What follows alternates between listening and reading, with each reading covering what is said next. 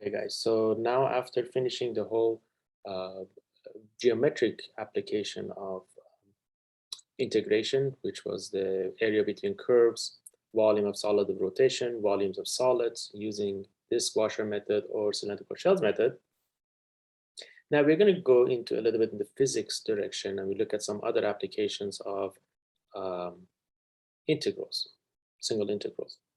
So the first application, which is very natural, you probably have seen it before, you can relate to, is the work application, where we calculate the work done by force in performing a job. So for example, if you have a spring, you're going to stretch a spring like from a certain length to another length, how much work would you be doing that? So that's one of the examples and one of the classic examples that we're going to look at.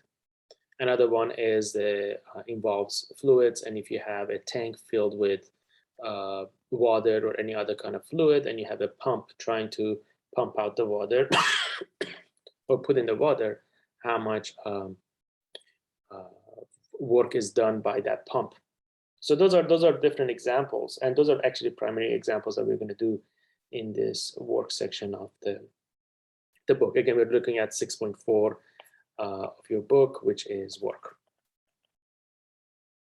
So basically the idea here is if you apply a multiply amount of force you apply to something times the distance it moves, and suppose it's one-dimensional, the magnitude of the force you apply times the distance that it moves, it's going to give you work. So that's the way you calculate work done. So if you apply force to a wall, for example, and the wall doesn't move, you haven't done any work. If you apply force to a table and the table moves, then you have done work. So that's the idea of work. So we already know that from other classes or just basic physics knowledge. So, and I put them in magnitude because, again, usually these are force and displacement vectors, but we're not doing that in this class. So, and you usually do you have to consider what angle they make. So again, in a class like in Math 1C next quarter, you probably are going to see this formula again, but you're going to see it a little bit more involved because the forces and the displacement need not be in the same direction. And again, so it would be a little bit different, but for now, we're safe to just say force times displacement is work. Okay. So the problem here is, and the reason we need a section of discussing, and the reason the integrals come in here is, normally our force is constant. So if I apply a certain force to an object to move, I apply a constant force. So nothing really changes throughout the process. But now we actually are dealing with, say, springs. For example, that's one of the examples. As I stretch the spring, the amount of force I have to apply in stretching it changes, increases, in fact.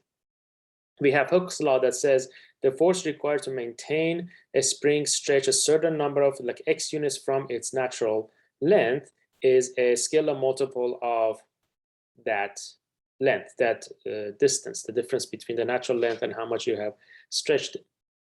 So if it goes from natural length of, say, 10 to natural length of 15, that 5 becomes your x, and then kx gives you the force required to keep it and maintain it at that distance, that length. So what's the difference between this and the normal force displacement? Problem is the force is changing. Force is actually a function of x. As x increases, force in this example, as x increases, force increases as well. So at each length, you're going to have a different force applied to your spring to stretch it beyond that length. So it's a variable factor. It's not a constant factor. So you cannot just multiply force times displacement, because although displacement, you know how far you're stretching the spring, you just don't know what's the force you apply at each moment to get to that stretched form of the spring.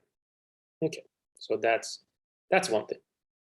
How are we going to do that then? How are we going to bring in the things and the machinery that we have learned now in trying to calculate the work? The way we do this, and again, it's just, I think by now, hopefully, it's a natural way of thinking about this, is just think about the spring I have here, and suppose that this is the spring after I stretched it So this is supposed as a natural length. And this is the distance that I am stretching it. This part would be the distance I stretched it beyond its natural length. Okay, so that's the idea. Now,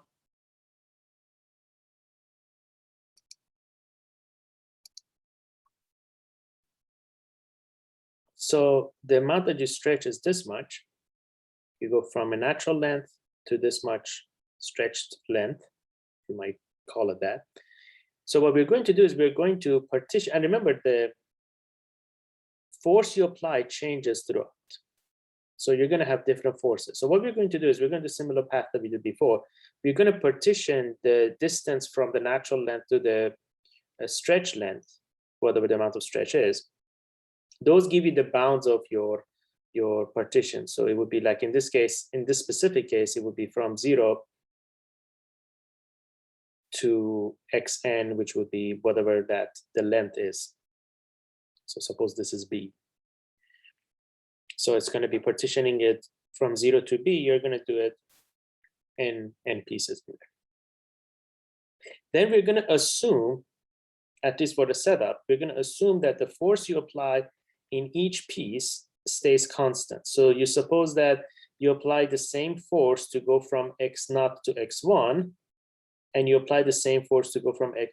You're going to apply a different but constant force from x1 to x2, and a different but constant from x2 to x3, and so forth. So you assume that in between partitions, you have the same constant force. Now, that's not true. Obviously, even no matter how little you move, the amount of force you have to apply to keep spring stretched that much is going to be different. But for the sake of simplicity, to be able to set up an approximation or find an approximation of the work done, we assume that the force required to stretch it, like that little piece, delta x piece, is the same constant force. And then to stretch it the next delta piece part, it will be another constant force. And you do that for every single one of those. And it will be kind of like a right endpoint, left endpoint calculation that you did for areas. We're going to assume that like the force that you apply here is going to stay for delta x amount. The force that you need for here is going to stay for the delta x amount. The force that you need here is going to stay for the delta x amount, and so forth and so forth. Okay, that's not too bad. So let's see, what's the work going to be? Work is going to be collection of a lot of WIs. That's the work done for the ith part interval stretch. And we're going to say WI is Fxi delta x. We're assuming that this is going to be constant because we're going to just use xi for that. So if you're on the, say, 0th one, we're going to use, or I'm sorry, if you're going to be on the first interval, you're going to use f of x1. If you're on the second interval, you're going to use f of x2. If you're in the third interval, you're going to use f of x3. So you're going to use the values at each of the endpoints following the interval. So it's kind of like a right endpoint calculation if it was on its side. So the total work is approximately sum of WIs, which is sum of Fxi delta x's. Now here's what we have to establish. What is this amount if I'm dealing with springs? Well, Fxi, because it's a spring, and we know for springs F is Kx, Fxi is really nothing other than, whatever, this is an approximation because it's not limit yet. It's going to be I equal to 1 to n of Kxi delta x. And then to make the work exact, to find the work exactly, we take the limit as n goes to infinity of this, which is the limit of the Riemann sum. And of course, remember that is just the integral from 0 to b, 0 to b of kx dx. So work for springs is not that hard to calculate. You just multiply your spring constant times x, integrate that from 0 to b, or from whatever length beyond equilibrium you have, beyond natural length you have, to what other length beyond natural length that you're stretching it to. So that's how it's going to work. That's how you apply Hooke's law in combination with integrals to calculate the work done by a spring. So for example, if I have my K is say 3 and we have the natural length is, suppose it's 50 centimeters, and you stretch it from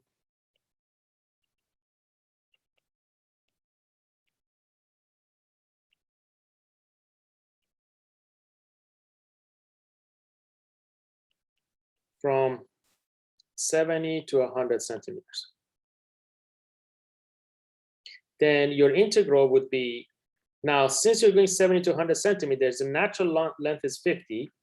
So 70 minus 50 is 20, and 100 minus 50 is 50. But remember, these all have to be in the SI units of meter. So it's going to go from 0.2 meter to 0.5 meters. K is already given to you nicely as 3.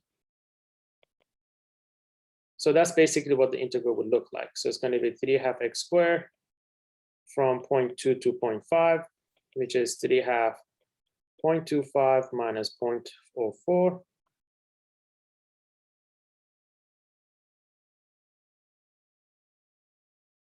Okay, so it's going to be 3/2 0.21, which is going to be 0.63 over 2, or 0.315.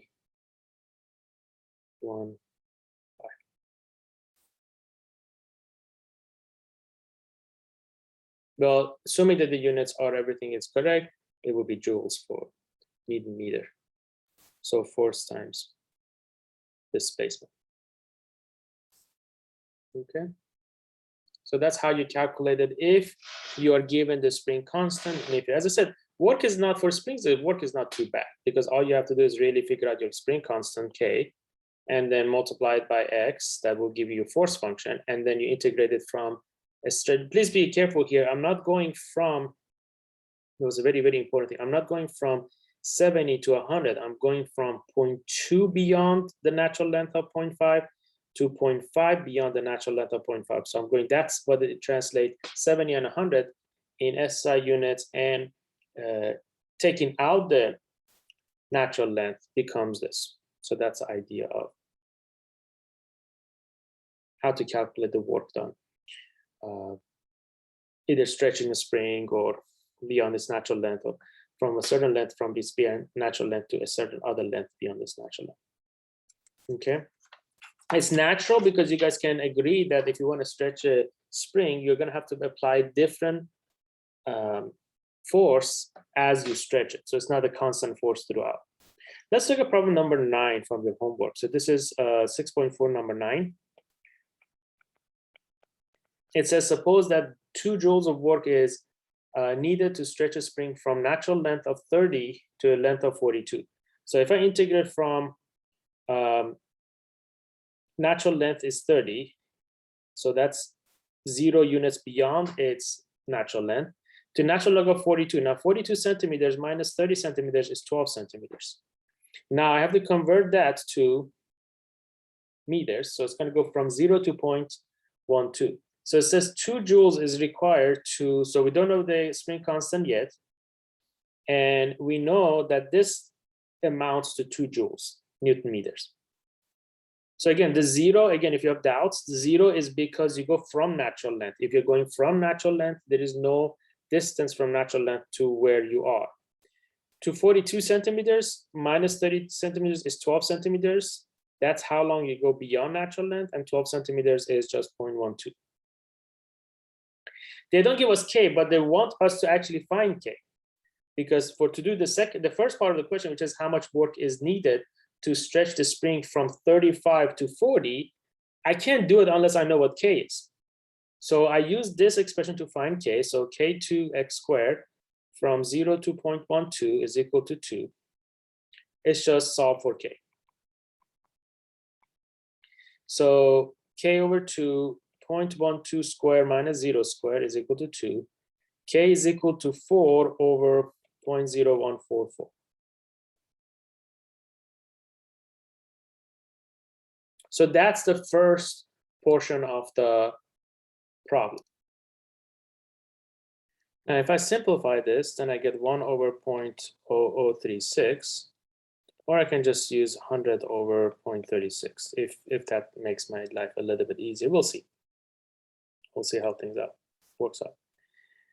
So this is just to find my K. All right, perfect. Now I have my K. I'm going to answer part A that says how much work is needed to stretch the spring from 35 to 40 centimeters. Now 35, if the natural length is 30, 35 minus 30 is 5, or 0.5 meters.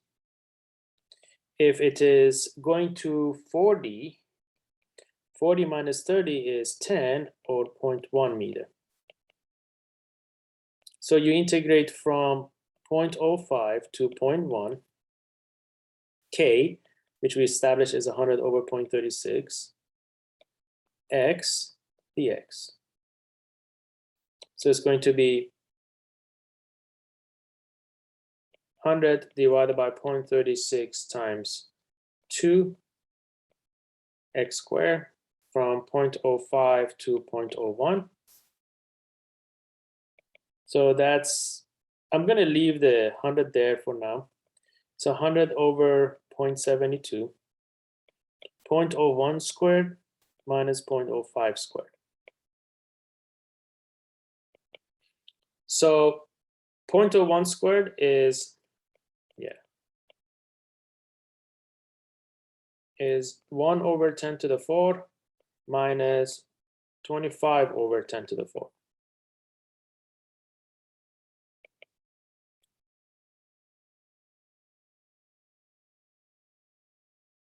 This is 0.1, sorry.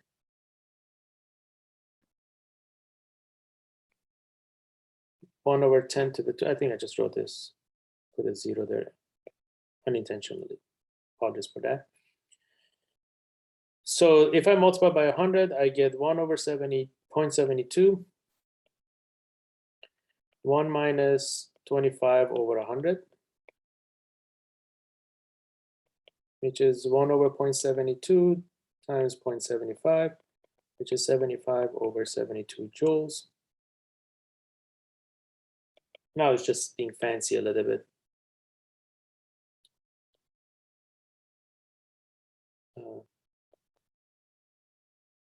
24 joules for the work done to stretch it that much, just a little bit over 1 joule.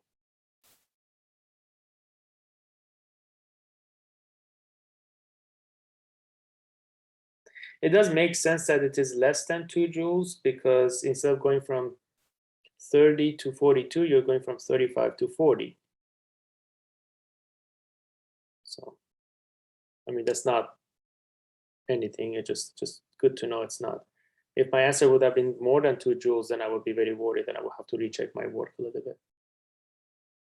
And part B is actually not relevant much to integrals. It just says, how far beyond its natural length will a force of 30 Newton keep the spring stretched? So I know my F is 30. X is unknown, and my K, of course, is in this case, we solved for K to be 100 over 0.36. So F is Kx, 30 is 100 over 0.36 x.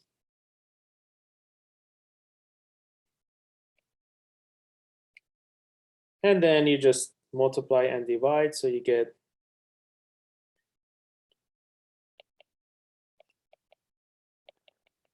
or x is equal to 0.108 meter or 10.8 centimeters.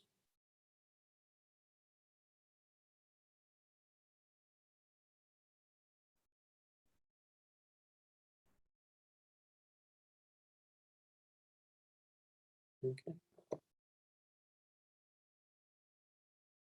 Let's do number 10. Number 10 is different units, just so you have seen the different units used. So in 6.4, number 10, A work required to stretch a spring 1 foot beyond its natural length is 12 foot-pounds. So to go from 0 to 1, kx dx is 12 foot-pounds. That's the work required. So k over 2x squared from 0 to 1 is 12. K over 2, 1 minus 0 is 12, which means k is 24. So how much work is needed to stretch in 9 inches beyond its natural length?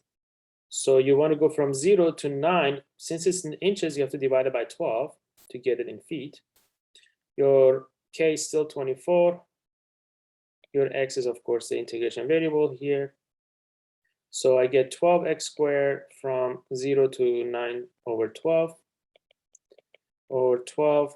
9 over 12, of course, is 3/4. 3/4 squared minus 0 squared. 9/16 minus 0.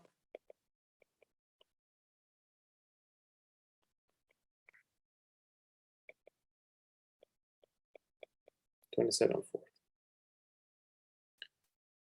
Okay, approximately 7 foot-pounds of work is needed. Approximately. So to go up to 9 inches is 7, about 7. To go to the whole 12 inches, it's about 12 foot-pounds. So you can see that the amount of work to stretch half of the stretched amount, the first half and the second half is not the same. So if I'm stretching the spring, say, from its natural length this much, the amount of work I will have to do the first half and the amount of work I will have to do the second half are not the same. Because the first half I require less force to stretch it. The second half I require more force. So it's not going to be even in the middle. Halfway in the middle is not the half of work. So it's to do the half of work, you have to be a little further down in your stretched amount. There's actually a homework question like that too. It says, how far should you be for having done half of the work?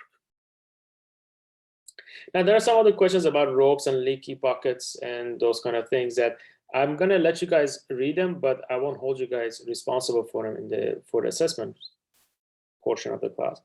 But if you have interest in just getting more exposure to this type of question, then by all means look through those and then let me know if you have any questions on any of those.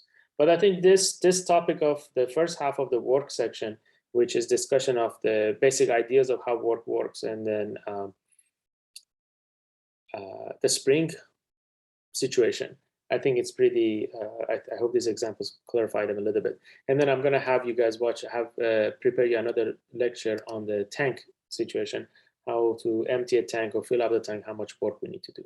But that will be in a different video. And I'll do some problems in that topic as well. Thank you for watching.